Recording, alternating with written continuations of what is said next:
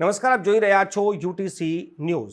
વડોદરા સહિત સમગ્ર દેશમાં લોકસભા 2024ની ચૂંટણીઓની તૈયારીઓ ચાલી રહી છે, પરંતુ વડોદરામાં લોકસભાની ચૂંટણીની સાથે સાથે વાઘોડિયા વિધાનસભાની જે પેટા ચૂંટણી છે તેની પર ચર્ચા ખૂબ ચાલી રહી છે। આ ચૂંટણીમાં જ્યારે ફોર્મ ભરવામાં આવ્યું હતું ત્યારે ભારતીય જનતા પાર્ટીના ટિકિટ સાથે ધર્મેન્દ્ર વાઘેલાએ પોતાની ઉમેદવારી નોંધાવી હતી।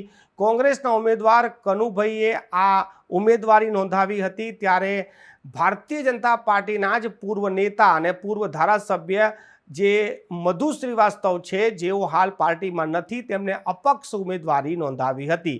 ત્યારથી જ કહેવાતું હતું કે વાઘોડિયામાં આ વખતે ત્રિપાખીયો જંગ જોવા મળશે અને જે રીતે ધર્મેન્દ્ર વાઘેલા અને મધુ શ્રીવાસ્તવ સામસામે નિવેદન કરતા હોય છે, લોકસભાની ચૂંટણી કરતાં પણ વાઘોડિયાની પેટા ચૂંટણી ખૂબ જ ચર્ચામાં આવી ગઈ હતી। ત્યારે આજે ફોર્મ ખેંચવાના છેલ્લા દિવસે વિધાનસભાની પેટા ચૂંટણીમાં મધુ શ્રીવાસ્તવે પોતાનું ફોર્મ પાછું ખેંચી લીધું છે ને તેમને કોંગ્રેસને સમર્થન જાહેર કર્યું છે। ક્ષત્રિય સમાજની જે બેઠક મળી હતી ને આ બેઠકમાં જે નિર્ણય લેવાયો છે ત્યારબાદ મધુ શ્રીવાસ્તવે ફોર્મ પાછું ખેંચી લીધું છે ને હવે તેઓ કોંગ્રેસને ટેકો જાહેર કર્યો છે। એટલે હવે વાઘોડિયાની સીટ પર પણ બે જ લોકો વચ્ચે સીધી ટક્કર થઈ ગઈ છે। કોંગ્રેસ અને ભાજપ બંનેના ઉમેદવાર ક્ષત્રિય, પણ આ વખતે ક્ષત્રિય જે ભારતીય જનતા પાર્ટીથી નારાજ છે, તો આનું નુકસાન ધર્મેન્દ્ર વાઘેલાને થશે કે કેમ તે હવે આ ચૂંટણીના પરિણામો જ બતાવશે।